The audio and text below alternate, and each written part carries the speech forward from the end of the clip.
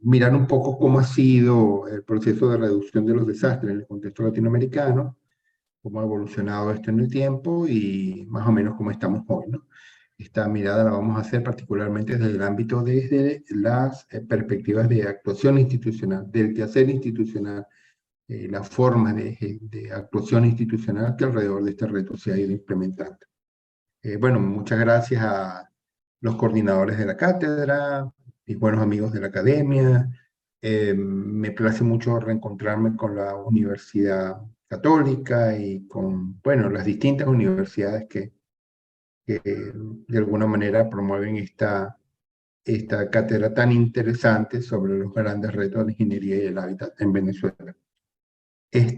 Pues nada, yo voy a tratar de estructurar esta conversación en tres momentos, en tres etapas. Primero, un poco desde dónde viene esta temática, cuándo esto comenzó, en qué momento estos asuntos del riesgo y la gestión y la reducción del riesgo este, se volvieron lo que se han vuelto hoy.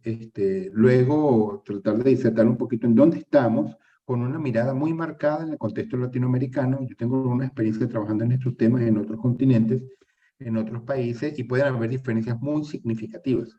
Entonces, yo quiero concentrarme aquí específicamente en el contexto latinoamericano. Y bueno, finalmente voy a tratar de presentar algunas apreciaciones y algunos datos recientes y que sugieren un poco qué es lo que nos falta, qué es lo que pareciera que es necesario seguir haciendo para avanzar en esta temática. Entonces, bueno, inicialmente alrededor del tema de dónde venimos, vale la pena recordar que el tema este de la reducción del riesgo y de los desastres no es un tema que ha acompañado a la humanidad a lo largo de toda la historia. De hecho, los desastres como problema es un escenario que es realmente bastante reciente. Desde luego que han existido eventos catastróficos, calamidades bíblicas a lo largo de toda la humanidad, toda la historia humana. Y eso se recoge en gran cantidad de documentos ancestrales que, bueno, denotan las cosas malas que han pasado y que han afectado de alguna manera a las poblaciones humanas. Pero un hecho cierto era que durante muchos milenios, la manera como los humanos eh, entendían, observaban este tema, se hacía desde una postura que hemos llamado providencialista. Y el providencialismo siempre partió del principio de que esas cosas malas ocurren porque algo de alguna manera falla en el orden del universo y eso que falla obedece siempre a unas circunstancias que están fuera de las manos del ser humano. Son designios divinos, o es el destino, o es algún dios, cualquiera que sea, que de alguna manera castiga a la humanidad producto de lo que sea. Entonces, si bien esto pudiera parecernos a nosotros hoy por hoy bastante primitivo, un hecho cierto es que de un modo u otro, esa cosmovisión de alguna manera legitimaba algunas prácticas que eran lo que se entendía que era lo que se podía hacer ante el tema. Entonces, bueno, recen mucho, o pórtense bien, o hagan uno que otro sacrificio por ahí. Depende de la cultura y depende del lugar donde estuviese ubicado, pues, en su espacio y temporalmente, ¿no? Pero, no había, digamos, un problema, una concepción en que dijésemos que las víctimas que murieron producto de Pompeya eh, lo hicieron porque fallaron a la hora de implementar protocolos de ordenación urbana o de planificación. No había manera de concebir que esos eventos podían ser eh, puntos de agenda del quehacer humano en su momento.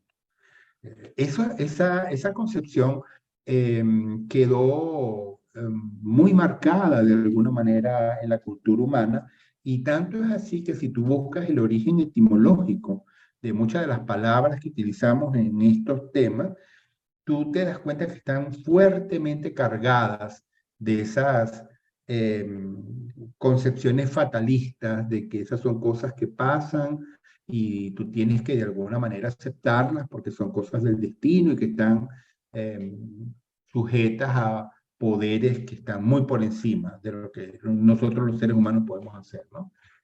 Dos palabras como ejemplo que podemos traer de esto es la palabra desastre. Desastre es una palabra que si tú indagas un poquito etimológicamente viene de la unión de desastra, que son dos palabras de origen latino, y lo que traducen es mala estrella.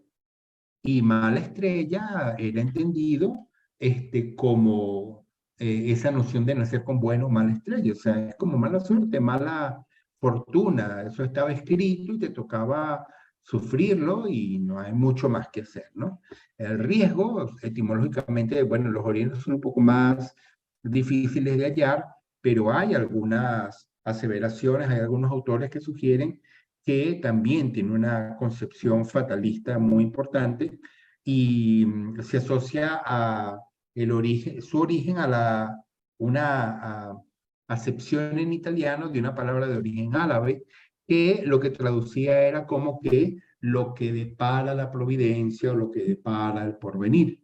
Entonces, lo importante de estas dos definiciones, de estas dos eh, orígenes, eh, es que ambas te sugieren claramente que cuando tú estás hablando de estas calamidades, de estos desastres, estás hablando de unas cosas que son impuestas por allá arriba, pues no es un tema en donde tú debes estarte metiendo mucho.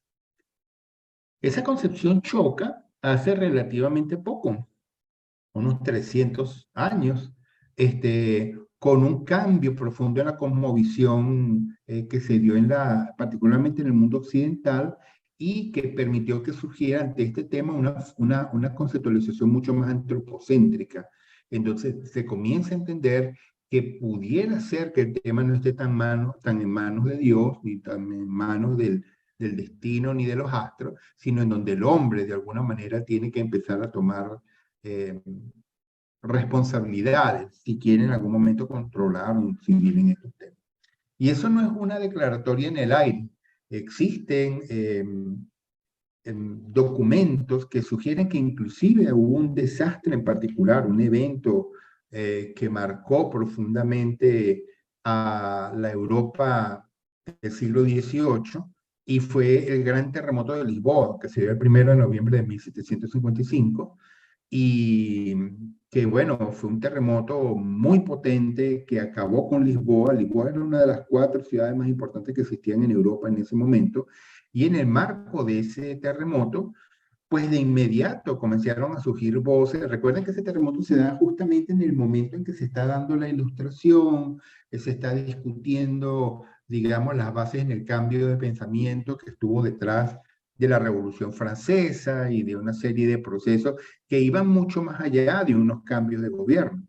Eran unos cambios completos de cosmovisión en donde detrás de esos procesos revolucionarios lo que se manejaba era que no podíamos seguir pensando que los reyes eran reyes porque era un designio divino y que la desigualdad que existía y las injusticias que existían en esas sociedades eran designios divinos. Grandes pensadores de aquellos años, ¿verdad? De la Ilustración, comenzaron a sugerir que no, sin dejar de creer en Dios, el hecho es que Dios no opera así. La intención de Dios no es generar ese tipo de situaciones. Todos los hombres somos iguales, todos los hombres tenemos capacidades. Dios nos da la racionalidad para hacer del mundo un espacio mejor y es nuestra responsabilidad hacerlo así. Muchos pensadores, grandes filósofos, se refirieron y quedaron muy marcados por el impacto que tuvo ese terremoto en Lisboa. Pudiéramos mencionar por lo menos a Goethe, que era muy joven cuando ese evento se dio y, bueno, llegó a escribir en algún momento que ese evento incidió bastante en la manera de entender el rol que pudiera jugar Dios ante la humanidad, ¿no? Y ante el mundo. Eh, Inclusive un joven, Emmanuel Kant, uno de los grandes monstruos del pensamiento europeo, se atrevió, sin todavía caracterizarse como el enorme filósofo, el gran filósofo que fue, se atrevió a sugerir algunas causas físicas, naturales, asociadas a que pudiera haber generado aquel terremoto. Él le apostaba a la existencia de unas enormes cuevas que se caen, colapsan, entonces generan una sacudida. Una hipótesis completamente descabellada, pero al día de hoy, ¿no? Pero que fue muy valiente porque eran esas primeras intentos por tratar de darle una explicación no teológica, pues no mágica a esas calamidades. Yo creo que uno de los documentos más importantes en el mundo occidental que se conservan y que demuestra el momento que se dio este salto en la cosmovisión son unas cartas que sobre el tema del terremoto de Lisboa se cruzaron Voltaire, eh, el gran pensador francés, y también Jean-Jacques Rousseau.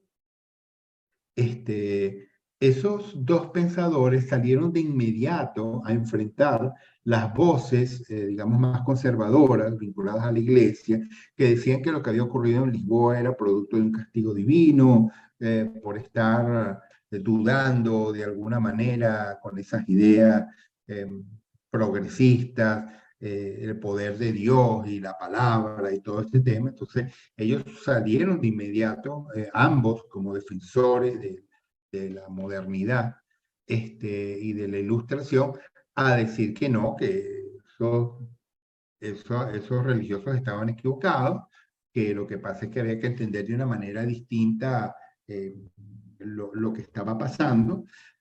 Sin embargo, ellos chocaban con respecto a cuál era la razón y qué era lo que el hombre tenía que hacer ante esos eventos. Por un lado, Voltaire sugería que, bueno, que el terremoto lo que te demostraba era el enorme potencial que tiene una naturaleza que no está del todo controlada. Sin embargo, el hombre con la racionalidad poco a poco tiene que llegar a ir desentrañando los misterios y entendiendo los mecanismos que permitan que en algún momento controlemos a la naturaleza y logremos impedir que ella genere ese tipo de calamidades. Sin embargo, Jean-Jacques Rousseau no estaba de acuerdo y Jean-Jacques Rousseau decía que él no terminaba de ver que la naturaleza fuera la culpable de lo que había ocurrido en Lisboa. En una de sus cartas más célebres, él menciona esa frase que está allí.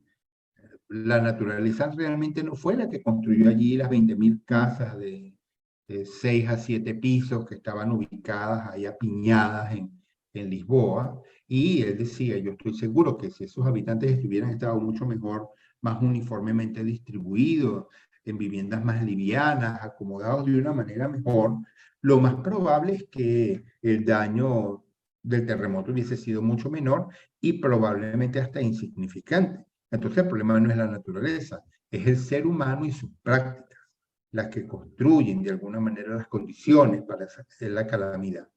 Y esto hace, en opinión de varios autores, incluyéndome, que uno pueda señalar a Jean-Jacques Rousseau como el primer riesgólogo de la historia del mundo occidental. Desde aquel salto del providencialismo al antropocentrismo, el ser humano ha pasado por distintas etapas tratando de definir cómo pudieran organizarse esfuerzos para tratar de controlar, reducir, resolver de alguna manera el reto que implicaba los desastres, ¿no? Y durante muchos años, claro, los mecanismos eran mecanismos esencialmente de respuesta. A la hora que se daba el evento, bueno, se generaban eh, decisiones de contingencia, se armaban comités de ayuda, se generaban, bueno, distintos tipos de mecanismos de actuación social, ¿no? No eran institucionales propiamente, sino que la gente, bueno, salía y respondía de una manera un poco anárquica, pero basada en criterios de solidaridad y gregarios, de reunirnos todos para ayudar y apoyar y reconstruir. Y ese esquema tú lo consigues en muchos escritos históricos, ¿no? Inclusive en el caso venezolano, cuando se dieron terremotos como el de 1894, el de 1812, la larga historia sísmica que tiene Venezuela, lo que se manejaba era eso, siempre los primeros decretos era unas juntas de autoayuda y la gente, bueno, organizándose para recoger dinero y apoyar, ¿no? Este, o sea que es inclusive bastante más reciente el momento en que se comienzan a generar instituciones específicamente para estar pendientes y lidiar con los retos de los desastres y los problemas que permiten que esos desastres ocurran. La razón era que, claro, los desastres son, por definición, eventos no tan comunes, entonces no ameritan tener un aparato permanentemente allí, ¿no? Cosa que sí se vio que ocurría con algunas emergencias comunes que se daban por lo menos en las ciudades. Con frecuencia el tema del fuego siempre fue un tema muy preocupante, la manera como se construía, la manera como la gente calentaba sus viviendas en el invierno, moviendo brasas desde una chimenea para echarlo un poquito en una esquina de un cuarto para calentar un poco la cosa en el invierno, solían generar incendios muy pavorosos y entonces en función de eso, ya en el siglo XVIII, XIX, tú veías formas de organización públicas, privadas, para lidiar con emergencias. Pero así unos aparatos para lidiar con temas de desastre no se vieron sino hasta mucho después.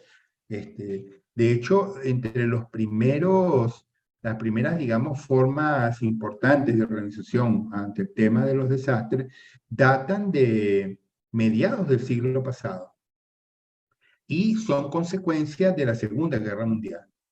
En aquel momento, la Segunda Guerra Mundial se entendió que fue un conflicto con unas características que rompían en buena medida las guerras tradicionales que se mantenían en el mundo, en donde, bueno, sí, los países estaban en guerra, pero realmente era los militares de un país contra los militares del otro.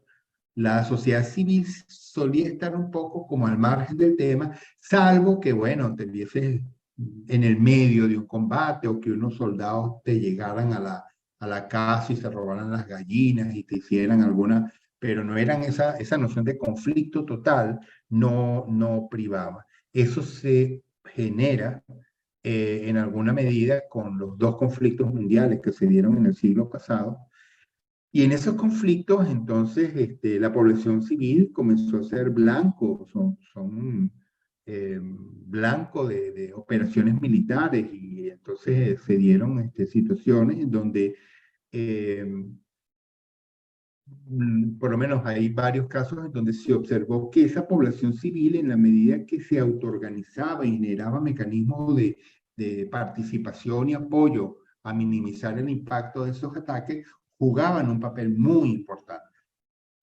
Entonces es en ese momento cuando se vieron experiencias como la de los Homewards, que eran la sociedad inglesa de Londres, la sociedad londinense, pues, organizada para hacer lo mejor que se pudiera hacer para que el impacto de los bombardeos alemanes no generaran tanto daño. Entonces ellos se organizaban, apagaban todas las luces, luego habían grupos de los mismos vecinos que apagaban los incendios, algunas mujeres cuidaban los chicos o canalizaban los desalojos al tren, al subterráneo.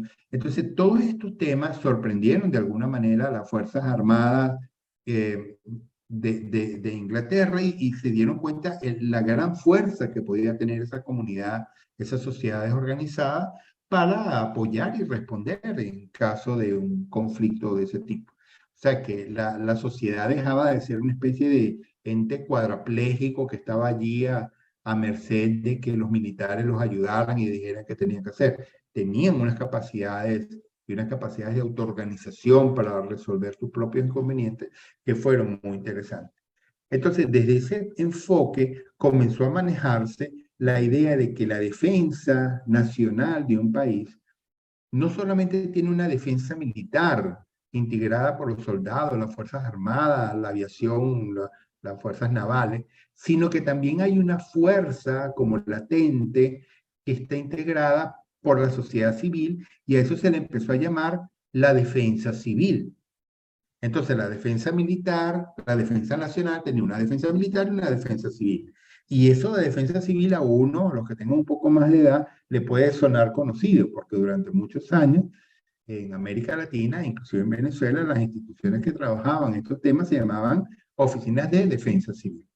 ¿Y cómo se dio esto? Bueno, porque cuando termina la guerra, comienza la Guerra Fría, la gente entiende que hay que seguir preparando a la sociedad, porque si se da una deflagración nuclear, la gente tiene que saber cómo protegerse y ponerse las máscaras y cuidarse de la radiación. Entonces se generaron una serie de programas de capacitación y de organización entre la ciudadanía para saber cómo responder y cómo actuar y en la medida que luego se fue haciendo más laxa y menos probable la idea del ataque nuclear,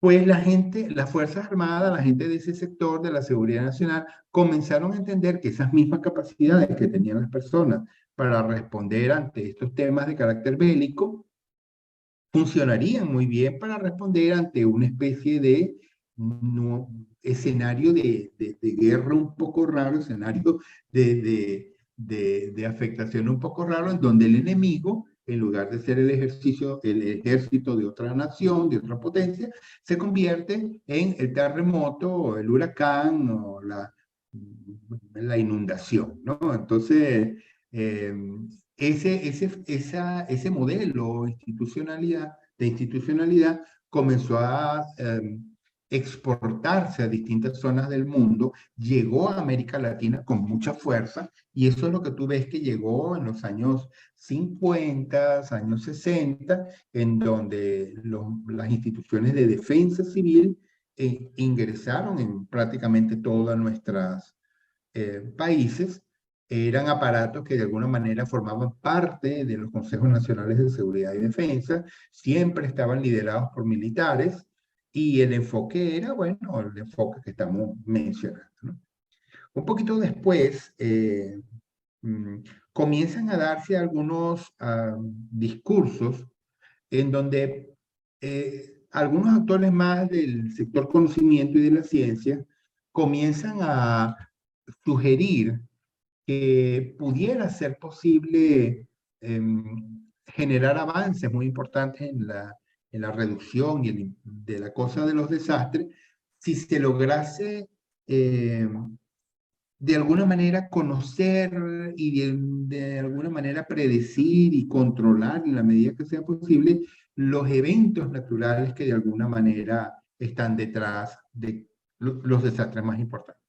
Entonces el enfoque era y la apuesta era, estoy hablando de los años 50, 60, que el desastre es el terremoto, el desastre es el huracán, el desastre es la tormenta tropical, ¿verdad? El desastre es el volcán, la explosión volcánica, y entonces si uno logra poder monitorear y conocer y modelar y saber un poco, tomarle el pulso y poder controlar un poco cómo esos eventos se dan, pues de alguna manera uno pudiera incidir en que el problema no se dé. Y esa fue la etapa en donde el reino de la reducción de los desastres estuvo en manos de los amenazólogos.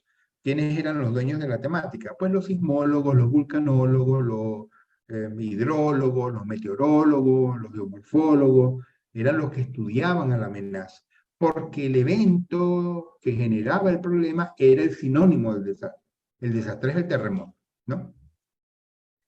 Poco después, estoy hablando ya como años 70, 80, uno comienza a ver que comienza a surgir una nueva voz con mucha fuerza y con argumentos muy sólidos, en donde se comienza a cuestionar de que el terremoto sea de alguna manera el causante de la devastación porque se comienzan a dar situaciones en donde dos terremotos idénticos, uno que se registra en el Asnan, allá en Argelia, recuerdo, por ahí en el 72, y otro que se registra a poquito tiempo de distancia y con características muy similares en términos de magnitud y aceleraciones, o no sé qué, en Argelia mata a 35.000 personas y en Japón mata a 200.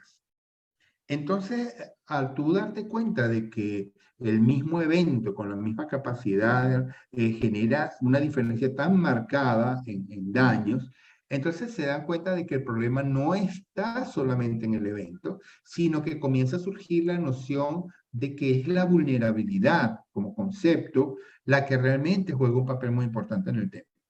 Entonces, desde ese punto de vista, si tú tienes ciudades mejor construidas, mejor diseñadas, edificaciones mejor calculadas, más reforzadas, pues esas edificaciones serán mucho menos vulnerables y a la hora del terremoto o de la inundación, pues sufrirán muy poco. Probablemente los daños sean insignificantes en caso de un problema. Sin embargo, si hay espacios urbanos y edificaciones, infraestructura muy mal elaborada, hecha a los trancazos, sin ningún tipo de organización, ni orden, ni normativa, pues obviamente la vulnerabilidad será muy alta, entonces la factura será muy alta. Entonces, ¿cómo hay que resolver el problema de los desastres? Pues trabajando en vulnerabilidad. Pero la vulnerabilidad que se manejaba era una vulnerabilidad que era esencialmente física. La vulnerabilidad en ese momento se atendía y se reforzaba, era con concreto, con cemento, con, con muros, con reforzamiento estructural. O sea, entonces ese fue el momento entonces, en donde la problemática de los desastres comienza a estar en manos de los ingenieros. Ya no está en los amenazólogos, sino en la gente que trabaja el tema de la vulnerabilidad física, insisto. La cosa de las viviendas, las estructuras, etc. Y bueno, es al final, bueno, ya estamos en los años 90 cuando, final de los 80 90 comienza a entenderse que cuando tú te preguntas en un país como Venezuela, pero cualquier país latinoamericano, cualquier país en vías de desarrollo, y tú ves un asentamiento no controlado con un montón de casitas ahí que pareciera que se fueran a caer solas, eh, sin necesidad de terremotos, ¿verdad? De 5 o 6 pisos, hechas todas anárquicas. Entonces, y tú te preguntas, ¿qué es lo que posibilita que esa vivienda esté construida en ese suelo inestable de una manera inadecuada y que es la primera que va a sufrir a la hora de un evento? Tú te das cuenta que el problema va mucho más allá que la ausencia de criterios técnicos de ingeniería.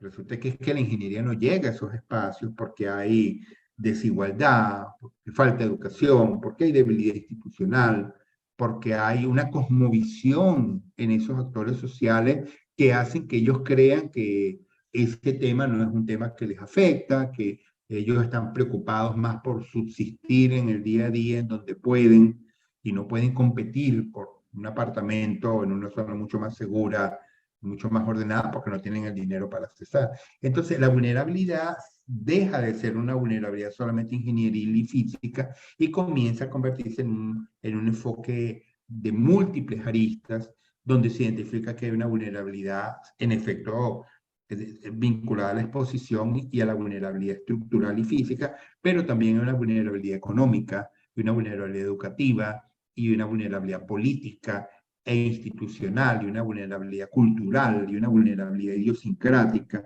vinculadas a temas de la cosmovisión y la realidad que muchas sociedades tienen que vivir en el marco de escenarios de inaceptables niveles de desigualdad. Entonces, la vulnerabilidad se vuelve un tema complicado y entonces en función de eso se vuelve una cosa completamente multisectorial, transversal, en la que se entiende que hacer gestión de riesgos es tratar de abordar todas esas aristas de la vulnerabilidad y eso convierte realmente a la gestión de riesgos en la reducción de desastres en una cosa que es como un esfuerzo integrado a todas las aristas involucradas en la gestión del desarrollo. Y así llegamos a este ciclo, con ese tipo de miradas, ¿no? Para ilustrar un poco lo rápido que han cambiado las concepciones que han estado detrás de esto, yo pudiera ilustrarles como ejemplo que en la última década del siglo pasado, o sea, esa década que se dio entre el año 1990 y el año 2000, Naciones Unidas se dio cuenta que llegamos llegando a la última década del milenio anterior, pues, o sea, eran los últimos 10 años del milenio pasado. Entonces, se decidió dedicarle esos 10 años a un evento que genuinamente estuviese poniendo en jaque a la humanidad, y después de varios análisis se acordó que ese evento debía ser el tema de los desastres. Entonces, en función de eso, en una resolución de la ONU del año 89, declaró, ¿verdad?, a la década de los 90, o sea, desde 1990 hasta el año 2000, 1999, diciembre del 99, como la década internacional para la reducción de los desastres naturales. Y así se llamaba entonces. Década Internacional para la Reducción de los Desastres Naturales. Y supuestamente iba a ser una década en la que la comunidad internacional iba a hacer un enorme esfuerzo para tratar de revertir el impacto de los desastres en el desarrollo y bla, bla, bla. Todas esas cosas retóricas que uno suele escuchar en los espacios de Naciones Unidas, ¿no? Sin embargo, un hecho muy curioso es que las estadísticas sobre el impacto y las tendencias vinculadas a los desastres, que han ido de alguna manera mejorándose de un modo muy notorio a lo largo de los últimos 100 años, y sobre las cuales pudiéramos decir que realmente nosotros tenemos como un siglo de estadísticas confiables sobre cómo han evolucionado los desastres en el mundo. Los escenarios que plantean es que el escenario tendencial es de aumento sostenido, independientemente de las iniciativas que se han implementado, de las cosas que se han hecho, sobre el impacto que están dejando los desastres en el desarrollo humano. Estas son algunas fuentes de data estadística que está disponible. Ustedes pueden consultarla y en datos, los datos que tiene Cruz Roja, la misma Estrategia Internacional para la Reducción de Desastres de la ONU tiene alguna información, y todos los datos te dejan ver que hay un impacto sostenido y creciente a la hora de enfrentar este tipo de problemas. Esto se dio de manera muy notoria en los años 90, que, como les dije hace un momento, fueron los años en que se dio el Decenio Internacional para la Reducción de Desastres Naturales, y entonces obviamente se daba una situación que era completamente contradictoria, porque se entendía que nunca antes la humanidad había trabajado coordinadamente tan fuerte para tratar de reducir el impacto de estos eventos, y nunca antes, como en los años 90, los desastres nos habían quebrado tan duro, nos habían golpeado tan duro como los eventos que se dieron en los años 90. Este hecho llevó a que ya algunos autores, algunas voces, comenzaron a alertar a principios del diseño de Naciones Unidas, diciendo que que hay problemas en el enfoque que se estaba utilizando alrededor de este tema, que el abordaje no era correcto, que estábamos partiendo de un abordaje que era marcadamente limitado a atender las consecuencias del evento y cómo lograr que cuando el desastre se diera hubiera cooperación internacional y mecanismos de actuación que faciliten cosas, pero que el problema de los desastres se construye mucho antes. O sea, ¿qué es lo que permite que existan desastres? Bueno, lo que permite que existan desastres es que previamente se construyen escenarios de riesgo. ¿Y quiénes construyen los escenarios de riesgo? Pues los actores sociales, las instituciones, se ubican donde no deben, construyen como no deben, ni respetan normas, desconocen las dinámicas propias del territorio que cada cierto tiempo se generan, y entonces, bueno, antes crecía el río y bajaba el río y no había nada, pero 50 años después se montó un asentamiento no controlado, y entonces ahora crece el río y se lleva un montón de casas por delante. El río y el territorio está haciendo lo que siempre hace, pero somos nosotros los que de alguna manera nos, nos empeñamos en ubicarnos, en asentarnos en el territorio, sin tomar en cuenta las condiciones que el territorio impone.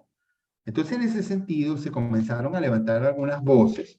Este es un grupo que yo creo que realmente marcó unos hitos muy importantes en este tema en el mundo. Este grupo es latinoamericano, se llamó la Red de Estudios Sociales para la Prevención de Desastres en América Latina, la red, y ahí habían personas realmente muy brillantes que comenzaron a señalar que el enfoque no es correcto. Y fíjate que les había dicho que en el año 90 se crea el Diseño Internacional para la Reducción de los Desastres Naturales y ya en el año 91, 92, la red publica este librito que se llama Los desastres no son naturales. Eso era una completa herejía en aquel momento, ¿no? Y obviamente nadie tomaba mucho en cuenta lo que se estaba planteando, decían que eran unos locos, que estaban de espaldas al movimiento mundial, pero con el devenir del tiempo, la, los datos demostraron que este tipo de voces disidentes al paradigma dominante fueron demostrando que tenían razón. Y así se llega al cierre del decenio, y cuando se cierra el decenio mundial para la reducción de los desastres mal llamados naturales, las mismas Naciones Unidas se da cuenta de que el enfoque que tenían era inadecuado, que los abordajes no eran correctos, y eso yo creo que quedó plasmado en distintos documentos, pero hay uno que a mí me parece que es muy significativo, que fue el discurso que dio el secretario general de la ONU, el señor Kofi Annan, en el marco del cierre del decenio. Y en el marco de ese discurso se dieron sí, un statement, pues, un discurso en donde que nosotros, los que trabajamos en este tema, lo identificamos como la paradoja de Annan. Y él decía varias cosas interesantes, yo solo voy a citar aquí dos. Una es esta, que cada vez es más claro que el término natural para referirse a esos desastres naturales es incorrecto. Sin duda, decía Annan, siempre habrá algunos eventos genuinamente naturales. O sea, lo natural es la inundación, el terremoto, la tormenta, pero el desastre no es el terremoto. El desastre es lo que deviene cuando se genera el terremoto en un lugar donde el hombre hizo o dejó de hacer las cosas que tenía que hacer para que cuando el terremoto ocurriera, los daños no fueran tan altos.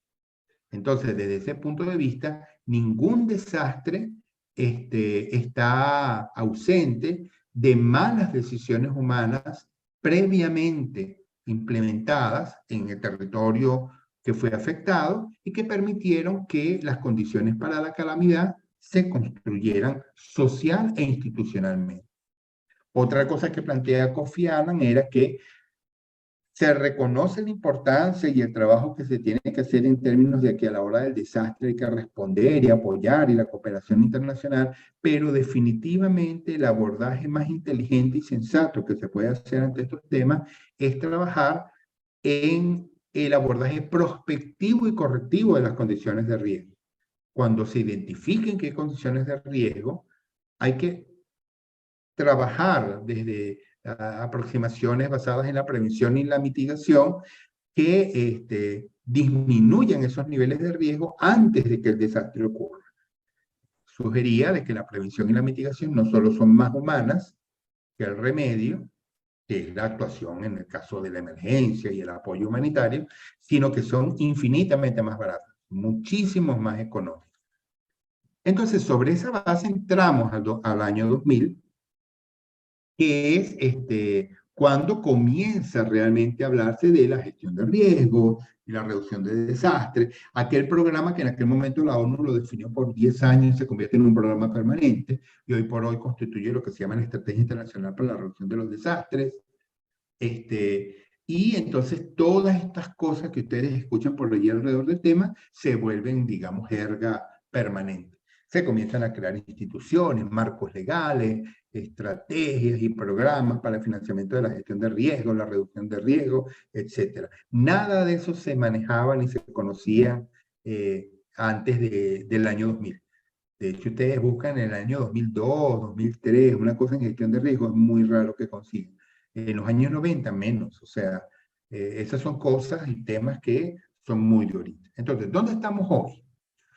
Pues hoy estamos en unas circunstancias en donde pareciera que todavía es necesario trabajar mucho en función de hacerle ver a la gente cuál es realmente el problema que tenemos que enfrentar y dónde están los puntos en donde de alguna manera hay que incidir para resolver este problema de una manera eficiente.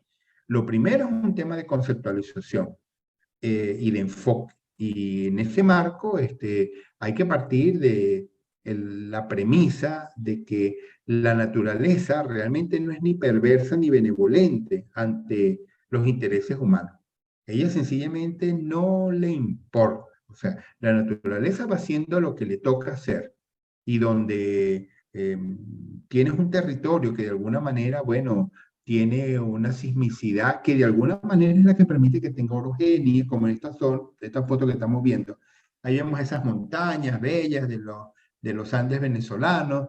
Entonces, ¿por qué esos Andes están allí? ¿Por qué hay esas fuentes de agua? ¿Por qué hay esas lagunas? ¿Por qué hay esa biodiversidad? Porque hay orogenia, porque hay montaña. ¿Y por qué hay montaña? Porque hay tectónica.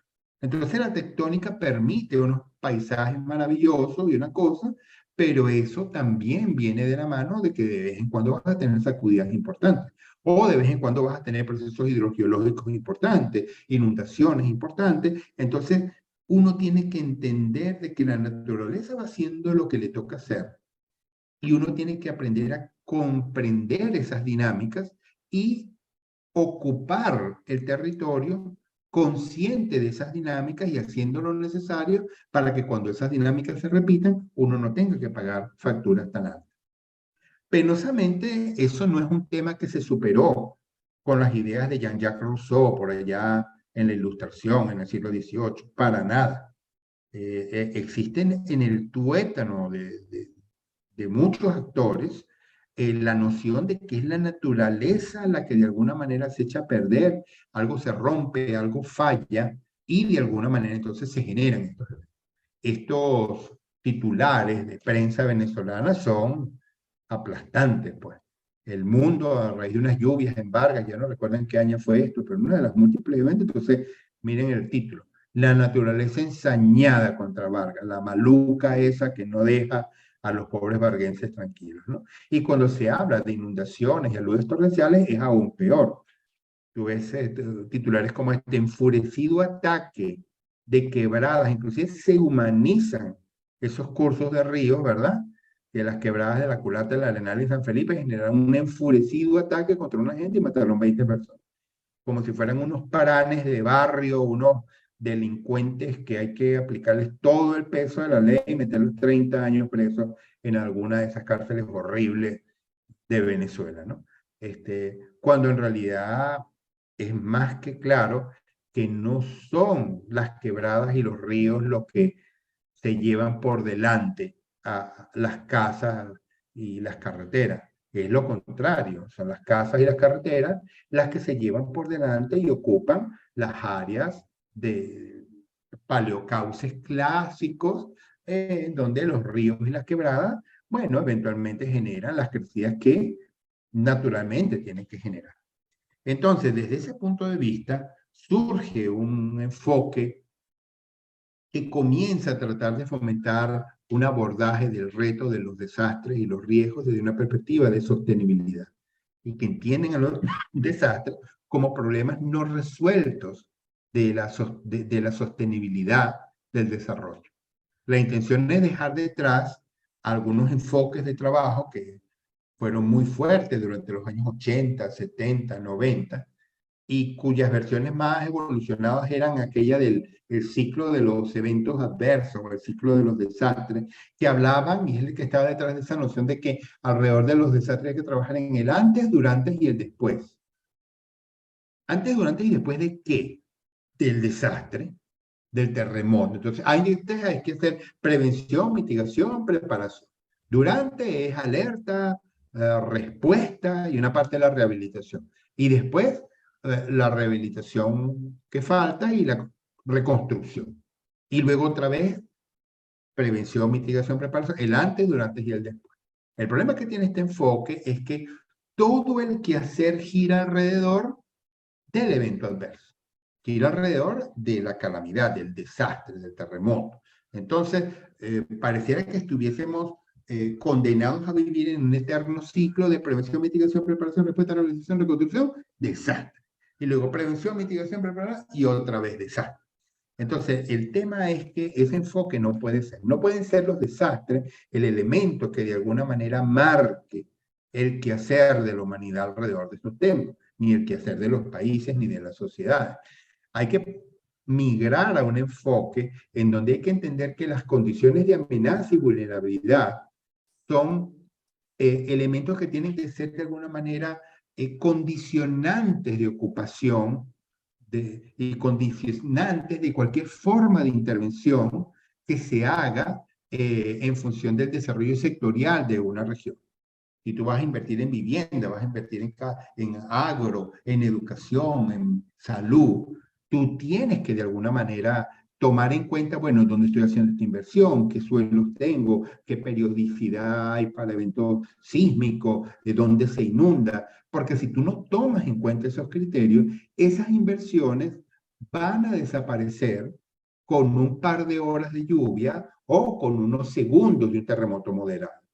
Entonces, desde ese punto de vista, se parte de algunas premisas, que los desastres, como se había dicho por allá en principios de los 90, los amigos de la red, yo trabajo, formamos parte en algún momento de ese equipo de investigadores, entonces desde la red se decía, pues planteábamos, los desastres no son naturales, en el sentido de que son una cosa mala que viene de la naturaleza. Los desastres son naturales en el sentido de que, pues claro, no va a ser natural que pase lo que ocurre, que te digo yo, en Vargas, en el 99, que bueno, entonces se sabía que había unos ríos, había unos estudios, se había caracterizado, se había dicho no ocupen esa zona porque ahí va a haber problemas, y la gente ocupa y hace lo que le da la gana y se mete donde quiere, entonces luego viene la lluvia, entonces crecen los ríos y hay un montón de gente muerta y afectada y un montón de pérdidas. Entonces, no es como natural, pero natural no porque viene de la naturaleza, sino que, pues obvio, claro, es natural que pase si nos empeñamos en ser tan, eh, sí, tan irracionales a la hora de definir dónde y cómo ocupamos el territorio. Entonces, los desastres que son, pues los desastres son el riesgo, el resultado de riesgos no manejados, riesgos que son construidos por procesos sociales e institucionales que están de espaldas a las dinámicas propias del territorio, donde se están implementando esos mecanismos y esos esfuerzos, y entonces es allí que se entiende que los desastres terminan siendo problemas no resueltos del desarrollo con los que hay que tratar de ir resolviendo. Entonces, ¿qué nos falta? ¿Qué es lo que toca hacer en el momento en que estamos hoy? Bueno, en el momento que estamos hoy, yo siento que existen distintos tipos de retos que no hemos logrado de alguna manera consolidar para poder convertir en prácticas cotidianas un discurso que genuinamente ha ido ganando espacios. eh, Mucha gente habla de la reducción de desastres, hay instituciones, hay ministerios, hay aparatos, hay leyes, pero realmente eso está esencialmente en el ámbito discursivo, en papel, pero no hay realmente pasos concretos en algunas temáticas. Y entre las debilidades más comunes que uno consigue en este tema, reitero, estoy hablando del contexto latinoamericano. En otros contextos en que hemos trabajado, en África, en Asia o en Europa o en América del Norte, las debilidades son de otro tipo, ¿ok? No es que no las hay, sí las hay, pero es otra agenda la que pareciera que tiene que abordar. Pero en el contexto latinoamericano pareciera que hay que entender, eh, hay que trabajar primero hay que seguir tratando de lograr claridad entre actores claves alrededor de cuál es el problema que tienen en la mano y qué es lo que se tiene que hacer. Luego hay problemas en lo que es el aterrizaje sectorial concreto de qué es lo que este tipo de retos amerita, ¿verdad? Hay problemas vinculados a la contextualización del tipo de acciones que pudieran ser pertinentes para avanzar en este tema en el realismo, en el marco del realismo mágico latinoamericano, que es tan particular y que no permite que ¿cómo se llama? El trasplante directo de soluciones que funcionan en Japón o en Alemania, funcionen en el contexto latinoamericano. Hay temas de contextualización que hay que abordar. Hay temas vinculados a la integralidad, a la falta de integralidad de los esfuerzos, y finalmente temas vinculados a la necesidad de seguir apuntando a la socialización y particularmente de la gobernanza.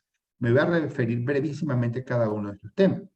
Entonces, con los temas de claridad, ya habíamos mencionado antes, en América Latina y particularmente en Venezuela, un montón de gente, no, yo trabajo en gestión de riesgo, yo soy de gestión de riesgo, y uno los ve por ahí en unas ambulancias, atendiendo accidentes de tránsito, o sea, una cosa completamente irracional. Hay que entender que en el mundo de la gestión de eventos adversos, para plantearlo de una manera bien amplia, una cosa es hacer gestión de emergencias y trabajar en función de la gestión de emergencias, otra cosa es hacer gestión de desastres y trabajar en función de la gestión de desastres, que no es lo mismo que lo primero, y otro es trabajar en función de reducir los escenarios de riesgo, que es esencialmente un tema de fomentar mejores y más sostenibles prácticas de desarrollo y que apuntan a la praxis que se hace a la hora de hacer ordenación del territorio, planificación urbana, definir cómo y dónde se construyen viviendas o infraestructura, cómo se diseñan e implementan los servicios públicos, los programas educativos, los programas de salud, etc. Son esos ámbitos en donde el riesgo se construye. Y ahí hay que hacer un ejercicio para que esos actores, que son los verdaderos constructores del riesgo, entiendan cuáles son las responsabilidades que ellos tienen que tomar ante este tema. Los temas de gestión de emergencia y gestión de desastre también es un tema donde hay inmensos niveles de confusión. La gente no sabe, nosotros en algún momento íbamos a hacer estadísticas, evaluaciones, y la gente de a pie, ni la gente de a pie ni los actores que trabajan en las instituciones de atención de emergencia y de protección civil en Venezuela entiende muy bien qué hacen cada uno. Entonces la gente de la protección civil piden carros de atención de bomberos y vehículos de rescate. No se entiende muy bien que la gestión de emergencias implica unos aparatos que tienen que estar allí, deben ser sólidos, fuertes, bien profesionales y atentos a atender esas cosas malas que no queremos que sucedan, pero que suceden y que de alguna manera son propias de la cotidianidad. Y entonces, en esos casos, cuando se genera el accidente de tránsito, usted llama al teléfono, al 911 o al 171 o al que sea, y entonces unas personas que están de guardia salen y van y resuelven y cuando tienen cómo, pues hoy por hoy eso no existe. Pero en principio, eso es lo que se supone que es una gestión hace la gestión de emergencia. Eso es distinto a la gestión de desastres. La gestión de desastres se basa en generar fortalezas permanentemente en todos los actores sociales para que a la hora que ocurre un evento que realmente quiebra, por definición, las capacidades de actuación de los servicios de atención de emergencia, todos los actores sociales sepan cómo responder contingentemente a lo que está ocurriendo. Entonces, la gestión de desastres no parte del principio que a la hora del terremoto usted va a tener un teléfono para llamar al 19, al 911 o al 171 y va a llegarte la ayuda. Por definición eso no va a pasar, porque en casos de desastre no hay líneas telefónicas para que tú puedas llamar a los bomberos, ni a la protección civil, ni hay carreteras para que llegue la ayuda a donde tú la necesitas en el momento que la necesitas.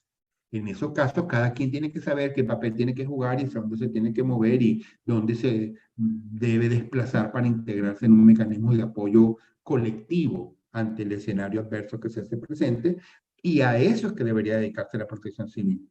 Pero penosamente no hay claridad en esas instituciones para entender ese tema.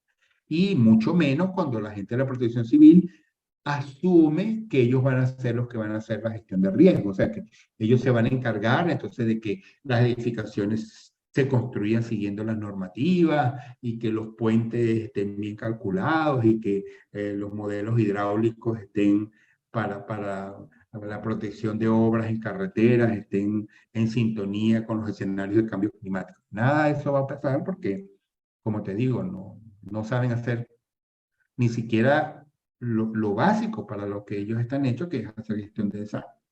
Entonces, bueno, reitero, todos estos temas generan mucha confusión en la que hay que trabajar.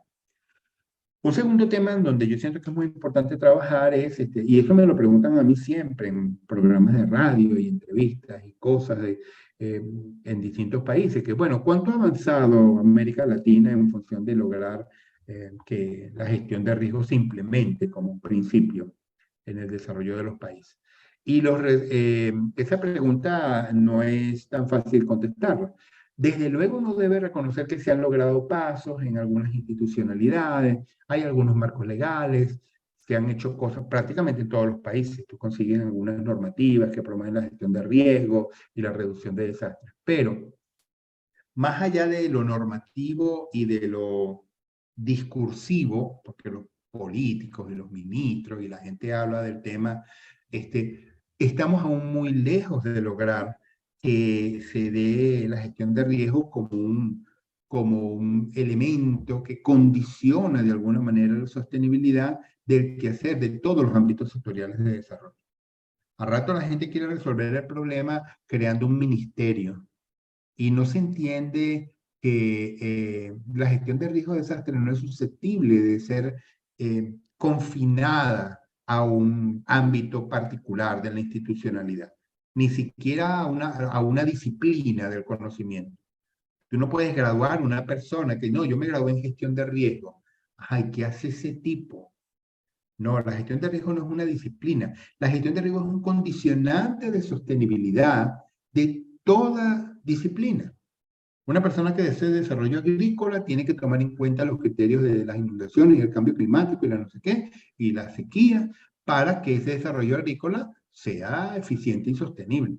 Lo mismo uno que hace vivienda, y uno que hace salud, y uno que hace educación, tiene que aprender que parte de su ejercicio docente es enseñarle a la gente a convivir mejor con las dinámicas del territorio local que le rodea. Entonces, uno de los problemas que nosotros hemos identificado es que la gestión de riesgo, el problema que tiene es que es muy difícil pasar de los qué a los cómo. Todo el mundo dice que hay que hacer reducción de desastre y gestión de riesgo, pero ¿cómo? ¿Cómo en concreto cada actor de desarrollo sectorial en su propio contexto tiene que hacer la tarea? Y para poder contestar eso, nosotros creemos que el problema que tiene es que la gestión de riesgo logra de alguna manera concreción cuando tú logras acotarla. Y acotarla implica acotarla por lo menos en tres ámbitos particulares. Uno es acotarla en geoespacialmente. Usted está haciendo gestión de riesgo, ¿dónde? ¿En qué lugar? En Barquisimeto, en Sucre, en Ciudad Bolívar, en Caracas. Eso es un criterio. El segundo criterio en que hay que acotar la gestión de riesgo es en el ámbito sectorial de desarrollo. ¿En qué ámbito? En vivienda, en salud, en vialidad, en el sector financiero. Todos esos ámbitos necesitan hacer su propia agenda de actuación ante el tema del riesgo de desastre. Y el tercer ámbito que conviene tomar en cuenta es ante qué escenario particular de amenazas usted está trabajando. Entonces, un tipo que te diga a ti, no, yo soy director de gestión de riesgos, uno no termina de saber qué hace ese ser humano realmente de verdad. Este tipo a qué se dedica, porque eso es una declaratoria completamente hueca. Es mucho mejor que alguien te diga, mire, yo soy el coordinador del programa de gestión de riesgo sísmico, ahí está el primer eje, en el estado Lara para el Ministerio de la Vivienda. Ah, entonces el tipo trabaja en vivienda, en Lara, riesgo sísmico, ya me queda claro. Este tipo tiene que estar trabajando en microzonificación sísmica, el desarrollo y la revisión de las normas constructivas, la evaluación de edificaciones esenciales, tiene que estar pendiente de la falla de Boconó que pasa por ahí cerca, y, o sea, ahí tú logras concretar de alguna manera el ejercicio de que se trata. Entonces, desde ese punto de vista, la gestión de riesgo hay que entenderla como un proceso y no como un producto, no necesita una dirección general de gestión de riesgo, porque eso uno no sabe qué va a terminar haciendo. Hay que tratar de, es como una especie de cosa metastásica que tú tienes que ir haciendo, o sea, tienes que ir como que metiendo un mensaje de más y mejores prácticas en los distintos ámbitos de desarrollo para que esto fluya. Hay un esquema que se ha sugerido, por lo menos en las distintas consultorías que nosotros hemos hecho a nivel internacional en distintos países. A veces te llama un actor del área de vialidad, o a veces el área de agua y saneamiento, o a veces el tema de vivienda, o a veces el sector educativo, a veces el sector bancario, y todo el mundo te dice, pero ¿cómo hago yo gestión de riesgo yo en mi área, yo que soy un actor privado, o que soy yo el ministerio tal en el país tal? Entonces, bueno, hay un esquema que eventualmente utilizamos y nos gusta, que parte de que primero hay que hacer una cosa que se llama diagnóstico, que son todos los mapas, todos los estudios. Este esquema vale la pena plantear que es el producto de un estudio de consultoría que hicimos para el Banco Interamericano de Desarrollo en el año 2017, y en el marco de un estudio que se llamaba Identificación de estrategias financieras para la reducción de riesgos hidroclimáticos en el sector agua y saneamiento en América Latina y el Caribe. Los productos de este estudio están disponibles en el Centro de Documentación del Banco Interamericano. Son 10 tomos muy completos de qué es lo que se ve en la región y cómo está cada país y qué se hace bien y qué... Pero se construyó de alguna manera un benchmarking con especialistas en el tema de toda América Latina. Y entonces, ¿qué es lo que se sugería que se tenía que hacer? Bueno, por un lado hay que trabajar en diagnóstico, los mapas, los estudios, los modelos, que son muy importantes, pero ellos operan como solo diagnósticos cuando tú tienes un problema de salud. Tú vas y te haces la tomografía o te haces el análisis de sangre. Es muy importante que tengas el análisis de sangre porque te dice qué puede estar pasando, pero si tú te quedas solo con el análisis y no conviertes eso en unas prácticas, en unas dosificaciones, en gestión propiamente, no has hecho nada. Esto es muy importante para dejar claro que muchas veces en este tema la gente quiere trabajar en diagnóstico, diagnóstico, diagnóstico, pero nunca se esfuerzan en convertir esos diagnósticos en políticas públicas, sino, bueno, en seguir publicando papers, viajando a congresos. Eso es un tema no resuelto con mis colegas académicos que entienden que la investigación y el diagnóstico es un fin en sí mismo y no es un medio para que la gente haga las cosas mejor. Entonces, ¿qué es lo que implica que se pudiera hacer luego que tienes el diagnóstico? Bueno, hay que trabajar como en 3 ámbitos centrales. Uno es mirar prospectivamente el problema. O sea, bueno, ahorita no hay riesgos en esta zona del norte de la ciudad, pero si yo no intervengo ahorita para cómo está creciendo el crecimiento urbano que tenemos, dentro de 20 años esa zona va a estar completamente poblada de edificios y de casas o de asentamientos no controlados. Entonces, ¿qué tipo de normativas tengo que implementar hoy para que eso que se va a ocupar a futuro no se ocupe a los trancazos de una manera completamente suicida? Entonces, eso es gestión prospectiva. Es lo que se asocia a la antigua frase que se llamaba prevención. Es lo que tú haces para evitar que el riesgo se construya. Luego hay una gestión que es correctiva, que tiene que ver con el riesgo que ya tienes construido. Ah, bueno, mira, hoy tenemos los estudios de microzonificación sísmica y entonces, mire, ya sabemos cómo esto va a vibrar y estos edificios que están aquí los hemos evaluado y sabemos que tienen problemas. Ya el riesgo está, pues ya los diagnósticos que hiciste te muestran que tienes el problema. Entonces, ¿qué toca hacer allí? Pues corregir las condiciones, readecuar, reforzar, generar obras de control, de mitigación. Es el ámbito más complicado porque es el más costoso. Las intervenciones son caras, pero siempre serán más baratas las intervenciones que haces en mitigación y en reforzamiento que esperar a no hacer nada, que venga el terremoto y te tumbe el edificio y luego tengas que reconstruirlo. Entonces, en ese sentido, hay que trabajar en ese ámbito que es de gestión correctiva.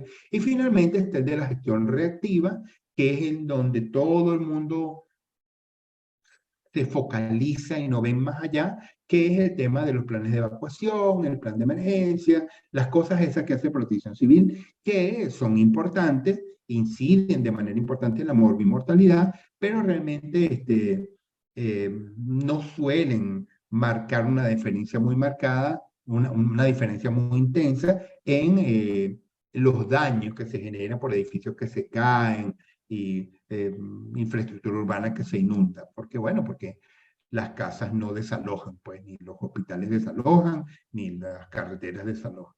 Y aparte de eso, luego siempre hay unas acciones transversales que, bueno, son actuaciones mucho más aterrizadas a la realidad de América Latina, donde se convienen a hacer algunas cosas particularmente para garantizar la sostenibilidad de los esfuerzos. Entonces, con respecto al tema de contexto, el contexto lo que te dice, bueno, ¿qué es lo que entonces nos toca hacer? ¿De qué va este tema? Y ese tema es tan complicado como el trasfondo de esa pregunta es tan compleja como el trasfondo de la fotografía. Usted tiene que hacer gestión de riesgo es allí. Y entonces, en función de eso, hay que, particularmente en el contexto latinoamericano, entender que las instituciones juegan un papel, pero no son el único actor que puede hacer cosas en el tema.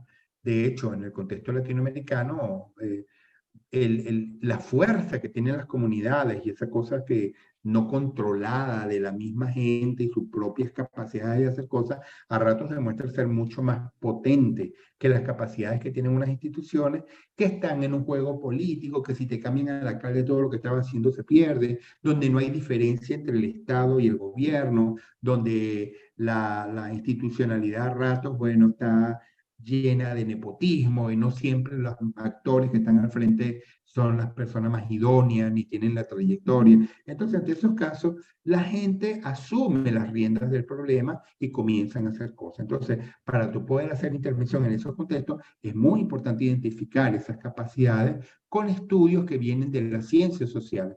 Estudios de percepción social de riesgo, inventario de líderes locales, construcción colectiva de significados y de agendas de actuación.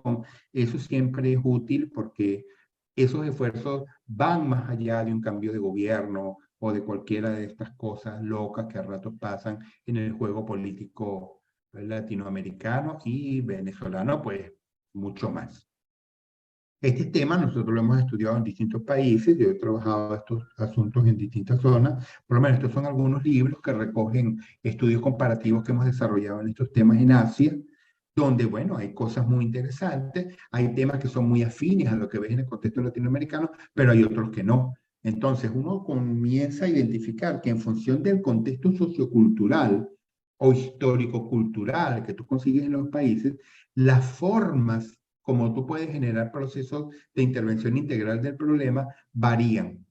¿Ok? Entonces, los países un poco más, que digo, Europa del Este tiene ciertas condiciones más o menos parecidas lo que tú consigues en, digamos, la zona que te digo yo, Estados Unidos, Canadá, es un modo particular también que obedece su propia cosmovisión y en el contexto de América Latina también hay una manera particular en que se pueden generar agendas de este tipo y esas diferencias hay que conocerlas. Yo creo que por esta razón el desconocer este tema hace que fracasen esas grandes agendas globales, que los protocolos de no sé qué, que entonces se sientan unos tipos en algún lado por allá, en una ciudad y dicen, esta es la agenda que va a seguir el planeta. Eso, la experiencia demuestra con fuerza que eso no camina.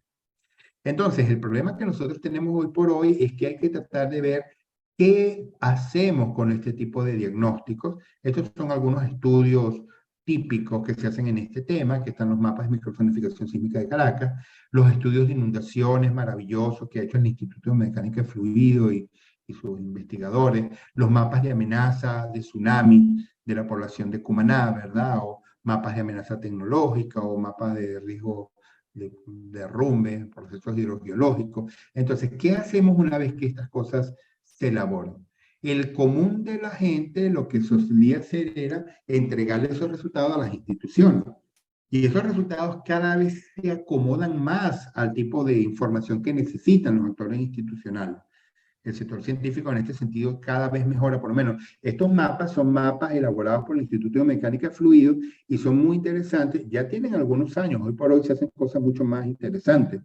Pero fíjate que por lo menos esos mapas que ustedes ven ahí en Cerro Grande, en la parte derecha de su pantalla, no solamente son los modelos de inundaciones que muestran un poco las velocidades y las profundidades de los flujos que se esperan para lluvias con unos periodos de retorno X, sino que te muestran cómo pudiera variar la mancha de inundación si tú construyes o no construyes obras de mitigación como la que estás viendo en la parte de abajo.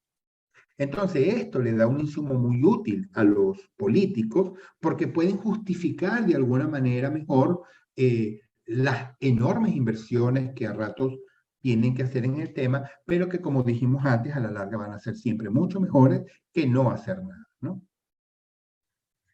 Ya casi para terminar, yo quisiera mencionarles que ahorita en febrero de este año se acaba de lanzar un informe del International Science Council, que es un informe intermedio que ellos hicieron para tratar de mostrarle en qué medida los países se están acercando o no a los objetivos definidos por Naciones Unidas para el mundo en términos de lograr reducir el impacto de los desastres. Y el informe, que está disponible en Internet, ahí lo ven, Sendai Framework for Disaster Reduction, lo que nuevamente se sugiere es que seguimos haciéndolo mal. El informe sugiere con mucha contundencia de que hay que revisar y hacer la reingeniería todo lo que se está haciendo, porque realmente no estamos transformando realmente lo que se tiene que transformar en función de lograr lo que se quiere lograr. Y entre las distintas falencias que se consiguen que hay que trabajar, se menciona con mucha fuerza la necesidad de buscar establecer formas mucho más eficaces de promocionar la gobernanza del riesgo basado en la evidencia. Y no es la primera vez que se menciona que la gobernanza es un elemento clave para tratar de lograr que este tipo de retos a la sostenibilidad del desarrollo funcionen. En varios momentos se ha sugerido que el fracaso de la gobernanza es como el epicentro de la crisis de los grandes problemas que tiene la gobernabilidad y la sostenibilidad en el mundo. Y vale la pena entonces mencionar brevemente qué es esto de gobernanza. En algún momento se entendió que, bueno, que tú para resolver el problema de las sociedades lo que tienes que hacer es trabajar con los gobiernos. Y los gobiernos tienen que tener la capacidad de resolver y generar los cambios que las sociedades necesitan. Sin embargo, por allá en los años 70 surgió la noción de que no todos los gobiernos son capaces de generar cambios, los cambios que se necesitan. Que en los gobiernos tú consigues distintos niveles de gobernabilidad. Hay gobiernos elegidos legalmente y tal, pero que realmente a la larga terminan demostrando que de no tener ninguna capacidad de incidir en resolver genuinamente cosas, en proponer genuinamente transformaciones. En ese caso, entonces, son gobiernos con niveles de gobernabilidad muy bajos, pues hay mucha incapacidad de hacer cosas. La incapacidad que puede mostrar un gobierno a la hora de hacer las transformaciones que demandan los retos de la sostenibilidad pueden ser endógenas o exógenas. Las incapacidades endógenas se consiguen, bueno, todos esos problemas que son internos al propio gobierno que le impiden actuar, ¿no? Entonces, que no tienen, los diagnósticos de los que parten son inadecuados, no tienen el personal que necesitan, le faltan competencias, o las eficacias de las directivas que existen no funcionen, o las normas a las que se ven amarrados no son idóneas, o hay faltas de integridad, corrupción, mediocridad, un tema que la mayoría de ustedes se les debe hacer común, ¿no? Pero no solamente los problemas que impiden el ejercicio del gobierno son endógenos, también hay casos en donde las incapacidades son de carácter exógena y en ese caso están asociados a que, bueno, hay una crisis mundial económica, entonces el gobierno se ve incapacitado de hacer cosas porque se ve afectado por cosas de carácter externo, o de repente la naturaleza del reto que está tratando de abordar es tan compleja que ningún gobierno solo va a poder. Y eso es lo que se entiende que aplica con estos temas de la gestión del riesgo y la reducción de los riesgos. Entonces se entiende que ante ese tema hay que partir de un enfoque mucho más anclado en la gobernanza, y la gobernanza implica entonces el entender que el problema no solamente el gobierno tiene las soluciones y no solamente las sociedades tienen expectativas y necesidades de resolver cosas.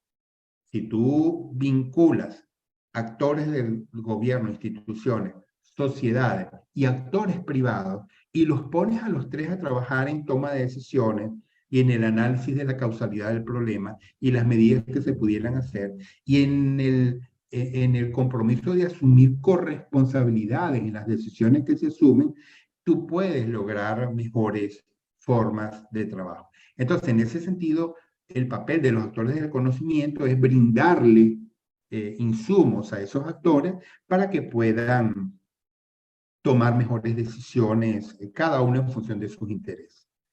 Entonces, bueno, yo quería ya cerrar mostrándoles que en ese sentido, cada vez es más común y más frecuente la importancia que se le da al uso de nuevas tecnologías para garantizar que la información sobre estos temas puedan estar en manos de las personas.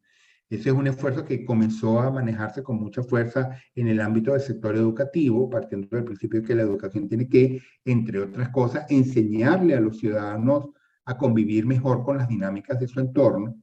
Entonces aquí les muestro unas láminas, unas cosas de una iniciativa que nosotros mismos desarrollamos en el SIGIP, inicialmente en Venezuela en el año 2007 y que se llama EduRiesgo. Esencialmente son unos geoportales para que la gente pueda meterse y entonces entender un poco cómo este tema del riesgo sísmico le atañe específicamente si usted vive en Caracas o si usted vive en Oriente o si usted vive en Mérida, ¿no? Entonces pueden consultar la página sin problema.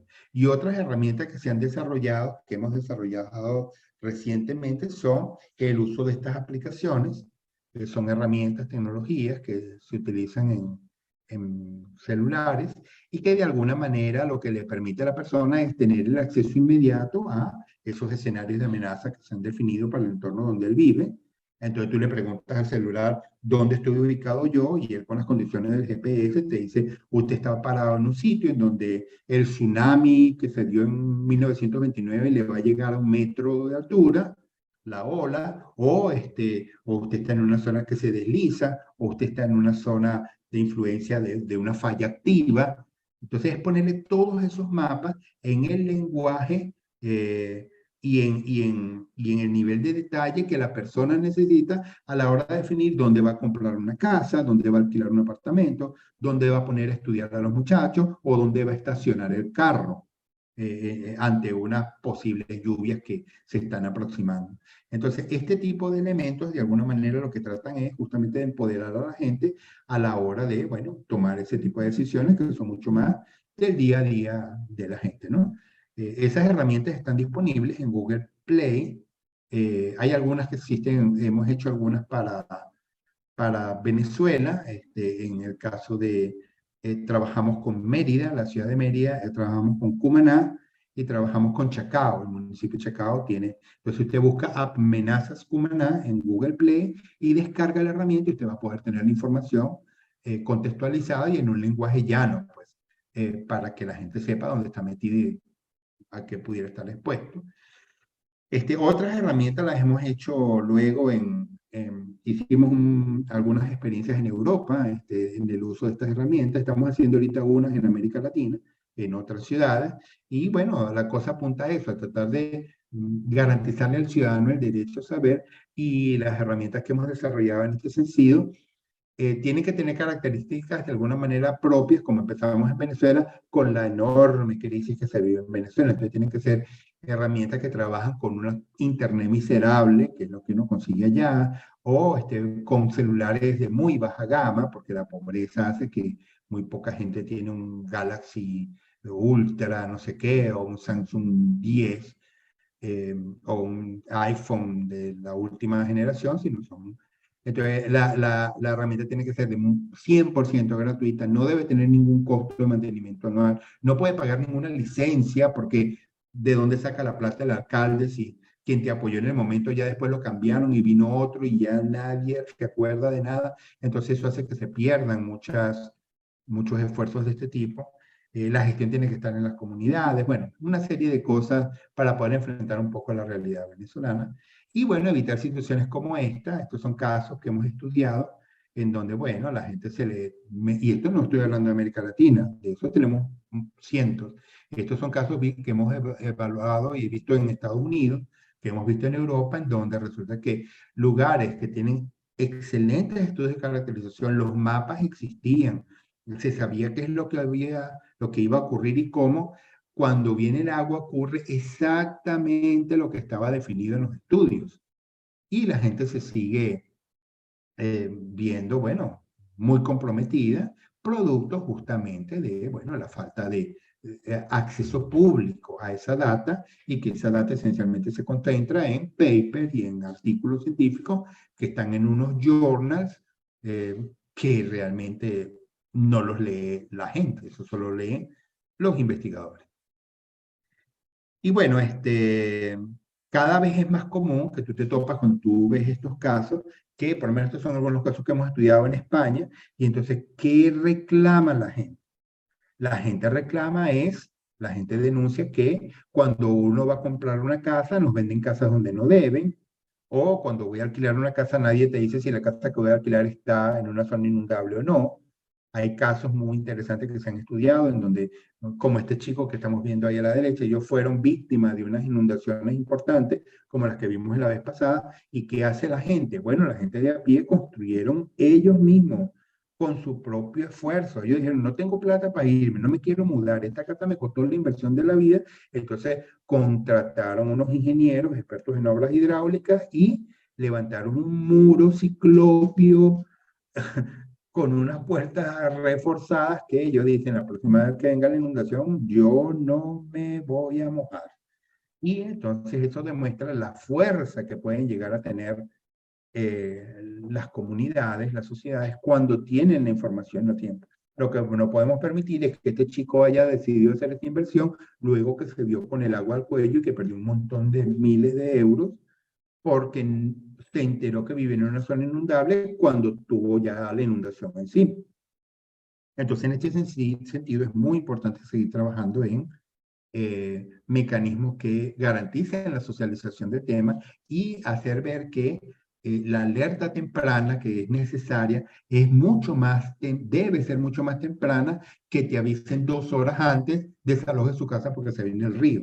No, tiene que ser meses o años antes para que tú puedas tener el tiempo de hacer las inversiones y tomar las previsiones que garanticen que cuando ese evento se dé, no pagues una factura tan cara.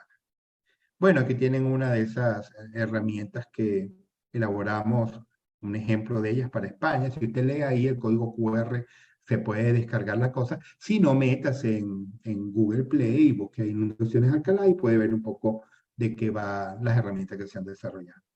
Ya, bueno, les dejo una bibliografía, donde pueden conseguir varios materiales. Me limité aquí a colocar artículos, capítulos de libros y libros escritos esencialmente por nosotros, pero hay una enorme cantidad de materiales en este tema que pueden consultar.